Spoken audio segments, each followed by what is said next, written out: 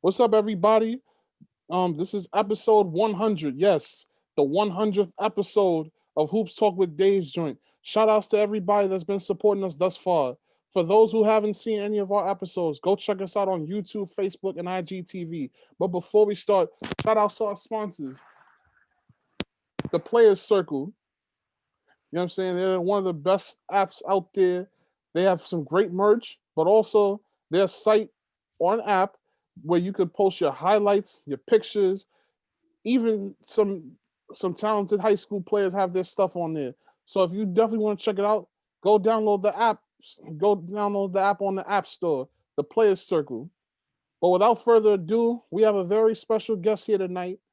This young man is one of the top up and coming coaches on the grassroots circuit and is also a skills and development trainer for a lot of basketball players under Chris Brickley.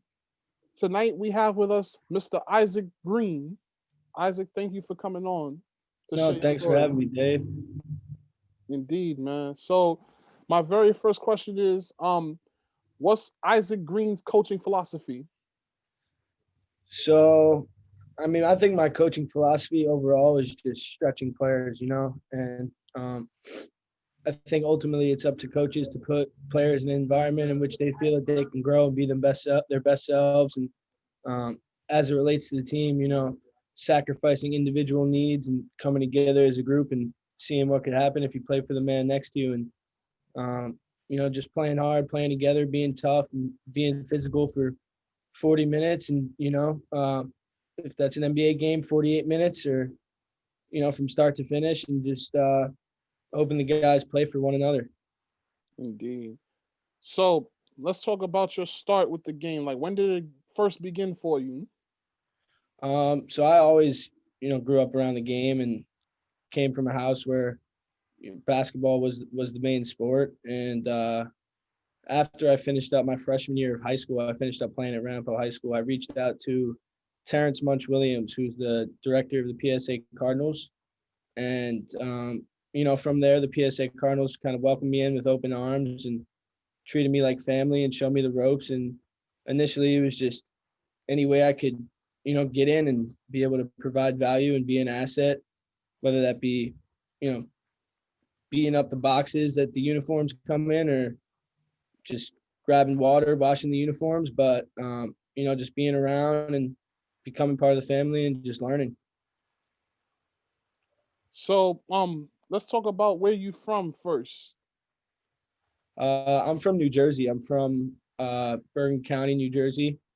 Went to Ramapo High School, and I'm the youngest sibling. So once my oldest siblings moved out and I went to college, my parents decided to move into New York City, which worked out pretty conveniently because I was used to doing the commute from New Jersey to New York for, both where the PSA Cardinals are located and where BlackOps is headquarters. So, it was a nice adjustment.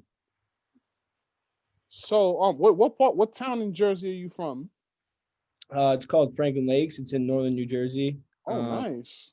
Probably about 15 miles from the George Washington Bridge. Mm, okay. So, as a kid, did you play in any tournaments? Yeah, so all those local New York and New Jersey tournaments that young kids were playing over at Riverside and some different churches in New Jersey, but really just being around the game and just always learning and absorbing from my coaches, some of my past coaches that I've had, Joe Jackson, Gary Sandberg, just guys that inspired me from a young age to be a coach. Mm. So, you went to Ramapo High School all 4 years? Yeah, I did 4 years there. I did 4 years, only played for one, but actually when I was there, it was about the time where the staff turned over at the school, and this guy, a father and son by the name of Joe and Gary Sandberg. Gary coached the freshman team, and his son Joe coached the varsity team, and they actually, they developed and implemented some pretty serious culture there. And Rampo was actually really competitive while I was in high school, even though I wasn't playing. I, was always around, just watching the team and seeing their success. So it was a cool time in high school. Shout outs to the Ramapo High School graduating class of 2017. Yes, sir. So where did the chance meeting with the PSA talk about how you began with them? Like how did that come about?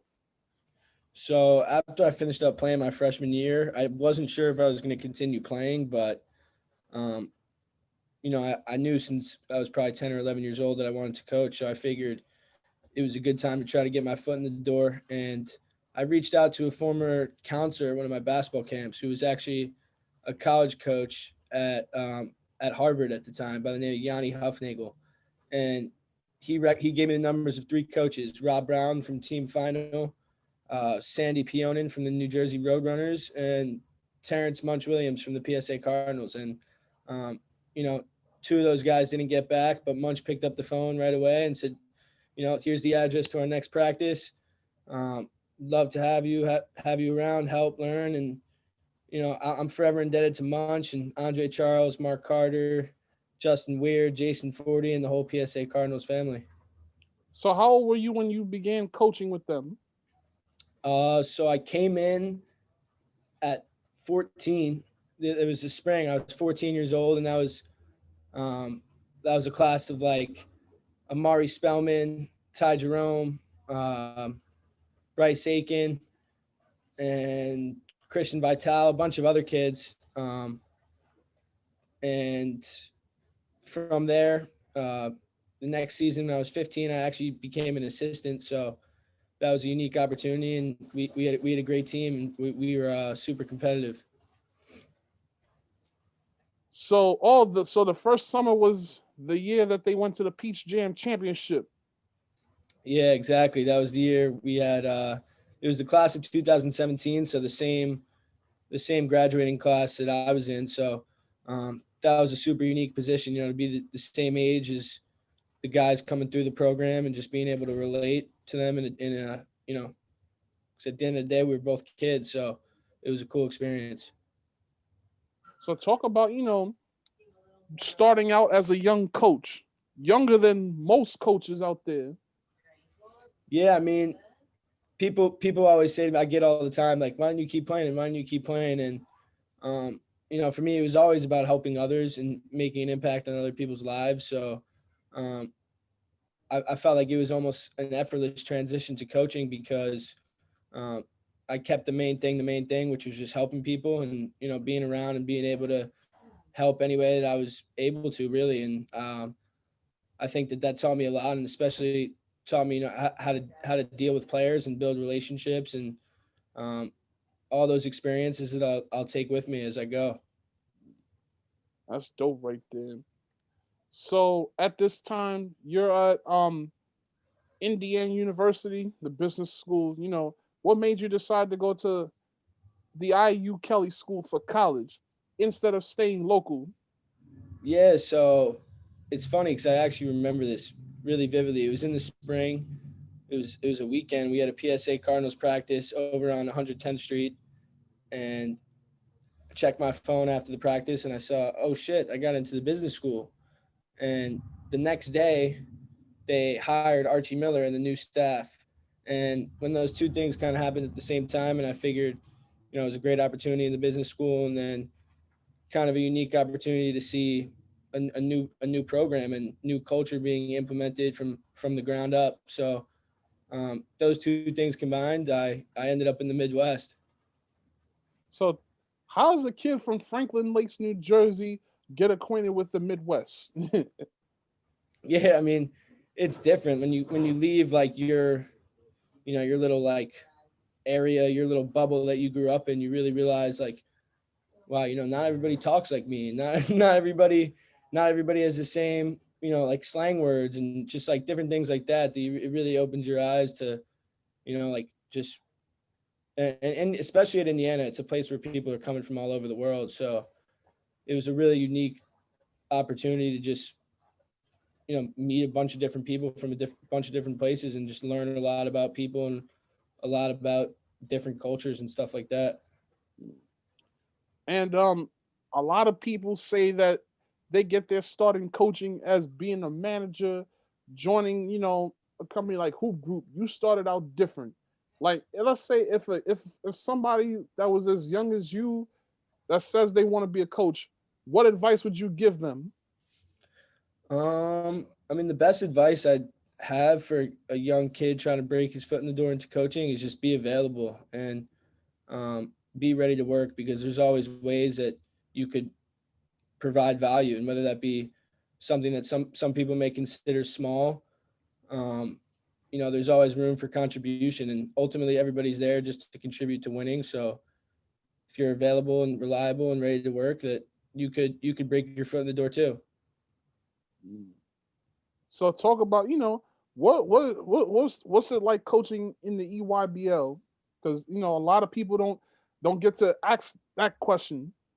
Yeah, I mean, coaching in the EYBL has been a great experience, and especially, I was actually on the phone with Munch on Monday Monday, and we were actually speaking about this. Just, you look up and you're like, damn, this kid's 7 feet tall, but when you get to know him, he's a kid, so just really looking past the abilities on the court and just getting to build relationships and have an impact on these kids' lives as they move forward. And I was just telling my family this last night too. Just like watching some of the former kids that have come through the program on TV at home when you have nothing to do with their success, win, loss on the basketball court is just the best feeling. Like seeing them all in their jersey with a smile on their face, their team winning. It's just the best feeling. And that's my favorite part of coaching the UIBL for sure. So how did the opportunity to work with Chris Brickley come up? So Cole Anthony played for the PSA Cardinals for 3 years, and his second year in the program, I believe, he started working out with Chris, and he connected the two of us, and it started as just helping out at Cole's workout, and then, again, just being around and being available, and the next thing, turned into kind of a full-time deal. So I was lucky to have that opportunity.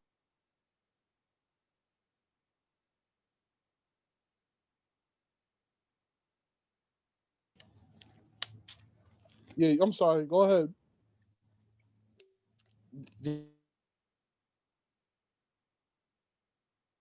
Hello?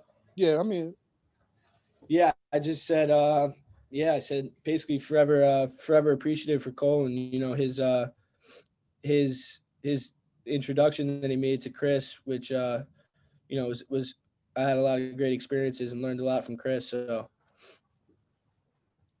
so talk about working under Chris.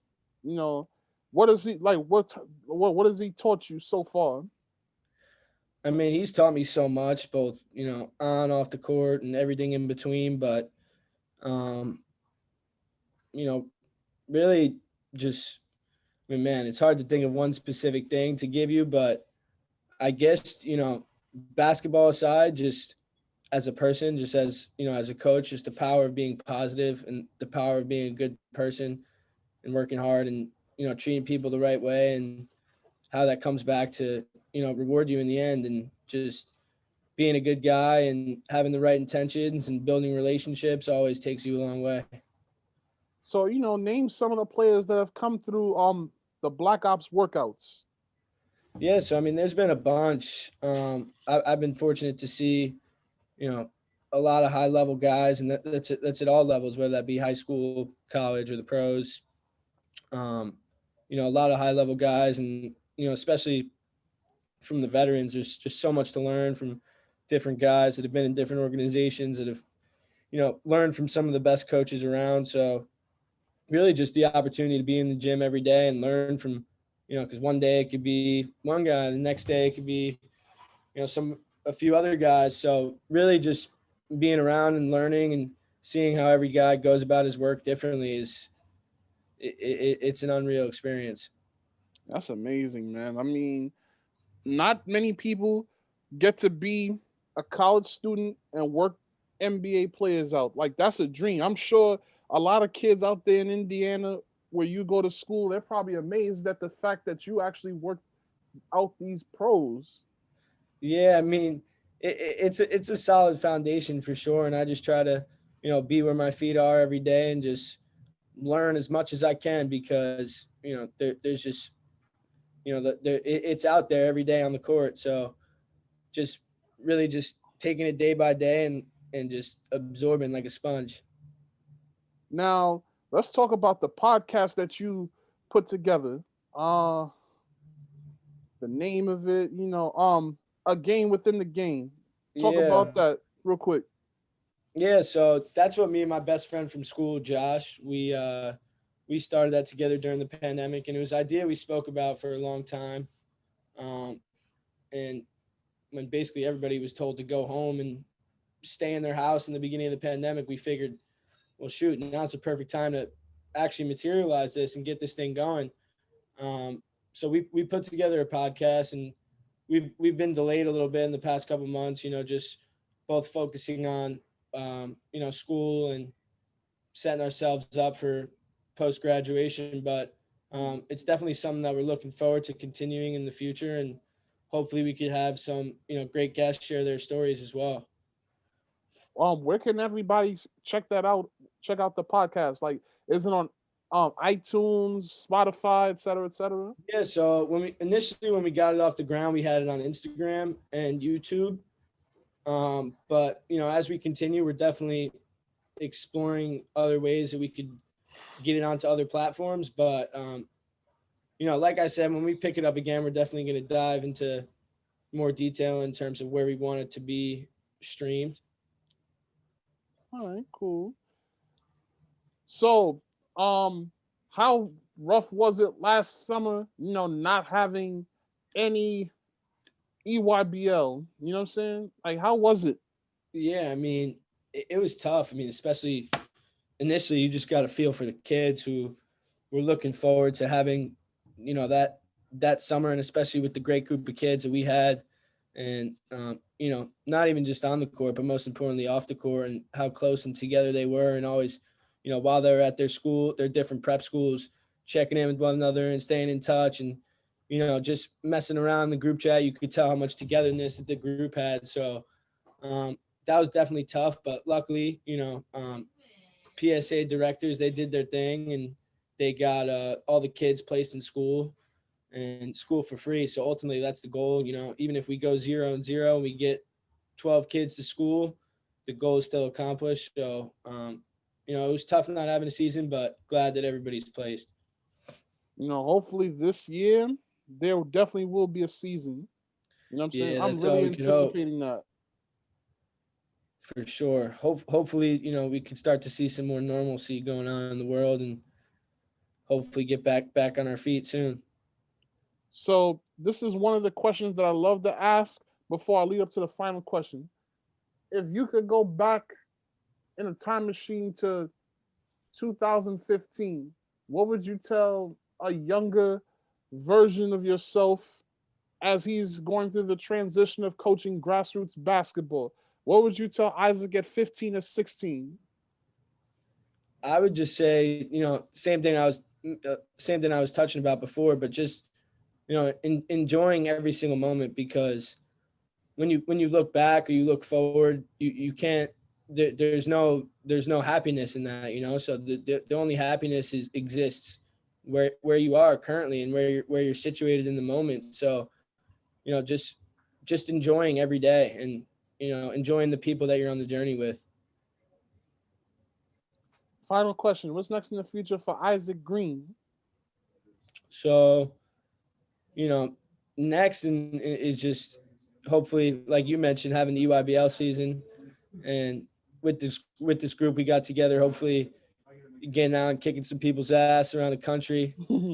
But after graduation, which I'm blessed to be graduating from Indiana in the spring, so hopefully just be able to get my foot in the door, whether that be in the NBA or in the G League, and just be able to be an asset, like I mentioned before, being available, being reliable, and working hard every day.